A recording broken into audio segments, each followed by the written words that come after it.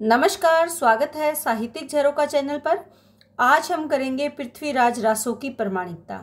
देखिए, रासो चंदबरदाई द्वारा लिखा गया हिंदी साहित्य का प्रथम महाकाव्य है। इस ग्रंथ को लेकर विद्वानों में मतभेद रहा है। कुछ विद्वान इसे प्रमाणिक मानते हैं और कुछ विद्वान हैं जो इसे अप्रमाणिक सिद्ध करने का प्रयास करते हैं, लेकिन कुछ विद्वान ऐसे भी हैं जो इसे अर्ध प्रमाणिक रचना मानते हैं। इस रचना के रचयिता चंदबरदाई हैं, जिन्होंने पृथ्वीराज चौहान को नायक के रूप में लिया है और संयोगिता यहाँ पर नायिका के रूप में है। इस ग्रंथ में 69 समय अर्थात सर्ग हैं और इसमें पृथ्वीराज चौहान की वीरता का वर्णन इस ग्रंथ में किया है, क्योंकि जो चंदबरदाई हैं वो पृथ्वीराज के दरबारी कवि थे, इसके साथ साथ मित्र भी थे। तो आइए जानते हैं कि कौन कौन से विद्वान हैं जो इन्हें प्रमाणिक मानते हैं और कौन से विद्वान हैं जो इसे अर्ध प्रमाणिक या अप्रमाणिक सिद्ध करने का प्रयास करते हैं। देखिए, सबसे पहले पृथ्वीराज रासो को अप्रमाणिक मानने वाले विद्वानों के और उनके तर्क के बारे में हम विचार करेंगे। यहाँ पर जो अप्रमाणिक मानने वाले विद्वान हैं उसमें सबसे पहले नाम है आचार्य रामचंद्र शुक्ल का, कविराज श्यामलदान का, गौरी शंकर, हीराचंद ओझा, डॉक्टर बूलर और मुंशी देवी प्रसाद। ये वो विद्वान हैं जो पृथ्वीराज रासो जो ग्रंथ है उसको अप्रमाणिक सिद्ध करते हैं। अब क्या क्या कारण है जिसको ये मानते हैं कि इन्हीं कारणों से इस ग्रंथ को ये अप्रमाणिक मानते हैं। देखिए, सबसे पहले हम यहाँ कारणों पर विचार करेंगे। सबसे पहले जो कारण है वो है घटनाएं और नाम इतिहास सम्मत नहीं है। जो ये विद्वान है ये मानते हैं कि जो पृथ्वीराज रासो में घटनाएं हैं और जो समय है वो इतिहास के अनुकूल नहीं है, इतिहास के अनुसार, यानी इतिहास के अनुसार नहीं है, इतिहास सम्मत नहीं है, यानी इतिहास से मेल नहीं खाता। जो पृथ्वीराज रासो की घटनाएं हैं वो वास्तव में ऐतिहासिक घटनाएं नहीं है, ऐसा ये विद्वान मानते हैं। दूसरा, जो रासो की तिथियां हैं वो भी और उनकी जो इतिहास की तिथियां हैं वो भी समान नहीं है, दोनों में अंतर है। यानी रासो जो पृथ्वीराज रासो है इसमें जिन तिथियों का वर्णन किया गया है और इतिहास में जिन तिथियों का वर्णन किया गया है पृथ्वीराज से जुड़ी हुई घटनाओं को लेकर, वो अंतर है, वो एक समान नहीं है। लेकिन इसके पीछे जो विद्वान हैं वो इस पर सहमत नहीं है और इसीलिए वो अप्रमाणिक इसे मानते हैं। उसके बाद पृथ्वीराज का दिल्ली गोद जाना, संयोगिता स्वयंवर ऐतिहासिक नहीं है। ये विद्वान मानते हैं कि पृथ्वीराज दिल्ली गोद नहीं गए थे जो इसमें घटनाक्रम दिखाया गया है। इसके साथ साथ संयोगिता का जो स्वयंवर की बात इसमें की गई है वो भी इतिहास की दृष्टि से अगर देखें तो सत्य सिद्ध नहीं होती, इसीलिए ये इस रचना को प्रमाणिक मानने से इनकार करते हैं। फिर पृथ्वीराज की माँ का नाम संदेहास्पद है, क्योंकि जो पृथ्वीराज रासो है इसमें पृथ्वीराज की माँ का नाम बताया गया है कमला, लेकिन इतिहास की दृष्टि से अगर देखें तो पृथ्वीराज की माँ का नाम था कर्पूरी। तो इसीलिए ये जो नाम में मतभेद है, इस अंतर है, इसी कारण भी जो विद्वान है वो ये कहते हैं कि पृथ्वीराज रासो में जो पृथ्वीराज है वो चौहान वंश के जो राजा हैं उनके बारे में ये नहीं बताया गया। उसके बाद पृथ्वीराज की जो बहन प्रथा है उसके विवाह की घटना का वर्णन इसमें किया गया है, जो कि संदेहजनक है, अर्थात इतिहास से वो मेल नहीं खाती। पृथ्वीराज के 14 विवाह का इतिहास सम्मत इसमें मेल नहीं होता। पृथ्वीराज के जो 14 विवाह है वो इतिहास के अनुसार सत्य नहीं है। कारण क्या है कि ऐसे माना जाता है कि पृथ्वीराज ने 11 से 36 वर्ष की उम्र तक लगभग 14 विवाह किए, ऐसा पृथ्वीराज रासो मानते हैं या पृथ्वीराज रासो में ऐसा वर्णन है। लेकिन वास्तव में जो इतिहास के अनुसार देखें तो लगभग 30 वर्ष की उम्र के आसपास पृथ्वीराज चौहान की मृत्यु हो गई थी, तो ये बात भी सत्य प्रतीत नहीं होती। उसके बाद पृथ्वीराज रासो में दिखाया गया है कि मोहम्मद गोरी की मृत्यु किसके हाथों हुई थी? पृथ्वीराज के हाथों हुई थी। और इसके साथ साथ जो सोमेश्वर का वध है वो भी इतिहास के अनुसार उचित प्रतीत नहीं होता। यानी रासो काव्य में इन दोनों घटनाओं का जिक्र किया गया है, लेकिन इतिहास की ये विरुद्ध है। इतिहास की जो पुस्तकें हैं या इतिहास के अगर घटनाक्रम को देखें तो उसमें ये बात भी सत्य सिद्ध नहीं होती। तो ये कुछ कारण हैं जिनको आधार बनाकर ये विद्वान मानते हैं कि जो पृथ्वीराज रासो है वो अप्रमाणिक रचना है, उसे प्रमाणिक नहीं माना जा सकता।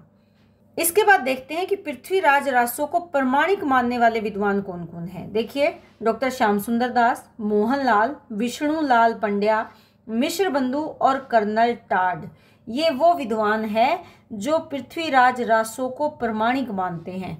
अब कारण क्या लिए इन्होंने? ये कहते हैं कि समय का अंतर संवत की भिन्नता के कारण है। जो हमने अप्रमाणिक मानने वाले विद्वान थे उसमें हमने देखा था कि ये कहते हैं कि तिथियों में अंतर है, इसीलिए प्रमाणिक अप्रमाणिक है, प्रमाणिक नहीं है। तो ये जो विद्वान है जो इसे प्रमाणिक मानते हैं वो कहते हैं कि तिथियों में और समय में अगर अंतर की बात है तो वो कैलेंडर की भिन्नता के कारण हो सकता है। कैलेंडर कौन सा? संवत की भिन्नता के कारण हो सकता है, क्योंकि अलग अलग संवत का अलग अलग विद्वानों ने प्रयोग किया है।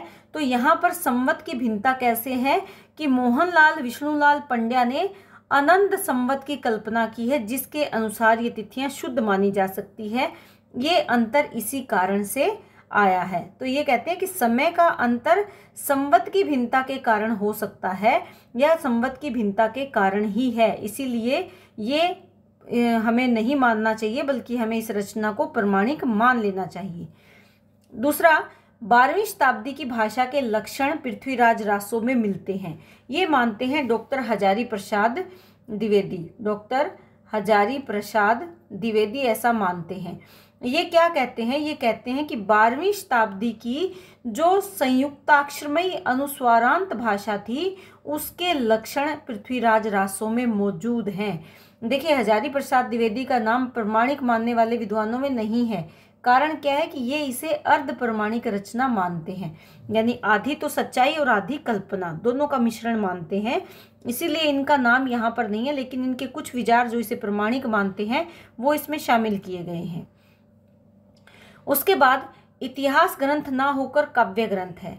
जो विद्वान है वो ये मानते हैं कि ये जो पृथ्वीराज रासो लिखा गया ये इतिहास को ध्यान में रखकर नहीं लिखा गया, बल्कि ये तो काव्य ग्रंथ है, यानी ये काव्य है, लोगों को बताने के लिए, अपने राजा की प्रशंसा के लिए लिखा गया काव्य है। इसीलिए ये इतिहास के अनुकूल प्रतीत नहीं होता, परंतु ये काव्य के रूप में इसका लेखन किया गया है। इसके बाद हजारी प्रसाद द्विवेदी क्या मानते हैं कि रासो की मूल रचना शुक सुकी संवाद है। रासो जो काव्य लिखा गया है उसकी जो मूल रचना है वो शुक और सुकी के आपसी संवाद के रूप में है, प्रक्षिप्त अंशों में ऐसा नहीं है। प्रक्षिप्त यानी जो बाद में जोड़े गए अंश है उसमें ये नहीं है, यानी शुक सुकी संवाद में जो रचना की गई है वो वास्तविक में पृथ्वीराज रासो ही है। उसके बाद चंदबरदाई लाहौर के रहने वाले थे, लाहौर के निवासी थे चंदबरदाई। यही कारण है कि उनकी भाषा पर अरबी और फारसी के शब्दों का प्रभाव है या उस भाषा का प्रभाव है। तो इस भाषा को देखकर हमें ये नहीं मान लेना चाहिए कि ये रचना चंदबरदाई की रचना नहीं है, क्योंकि चंदबरदाई लाहौर के निवासी थे और वो उन्हें अरबी और फारसी भाषा का भी ज्ञान था, इसीलिए इन भाषाओं का प्रभाव भी उसमें आया है। इसके पश्चात जो ये पंक्ति काफी प्रसिद्ध है, पुस्तक जलहन हत दे चली गजनी नृपकाज, यानी पुस्तक को जलहन के हाथ में देकर गजनी चले जा रहे हैं। कौन गया है? नृप, यानी राजा के कार्य के लिए कौन गया? चंदबरदाई गई, क्योंकि जो जलहन है वो चंदबरदाई के पुत्र हैं। तो अपने पुत्र को उन्होंने जो पुस्तक है, ग्रंथ है पृथ्वीराज रासो, वो उसके हाथ में दिया और खुद कहाँ चले गए? गजनी चले गए। और बाद में चंदबरदाई की मृत्यु के पश्चात जलहन ने ही इस पुस्तक को पूरा किया था, उनके पुत्र ने ही इस पुस्तक को पूरा किया था। तो इन पंक्तियों से भी ये सिद्ध होता है कि ये पुस्तक ये ग्रंथ या ये पुस्तक चंदबरदाई ने लिखी और जो अधूरी रह गई थी उसको पूरा करने का कार्य किसने किया था? उनके पुत्र जलहन ने ही किया था, जिससे कि ये प्रमाणिक सिद्ध होती है। तो ये वो विद्वान हैं जो इस पुस्तक को प्रमाणिक मानते हैं और ये मानते हैं कि इसमें कल्पना नहीं बल्कि चंदबरदाई दरबारी कवि थे और दरबार में रहकर उन्होंने अपनी राजा की प्रशंसा में और उनके जीवन से जुड़ी हुई घटनाओं को इस पुस्तक में संकलित किया है।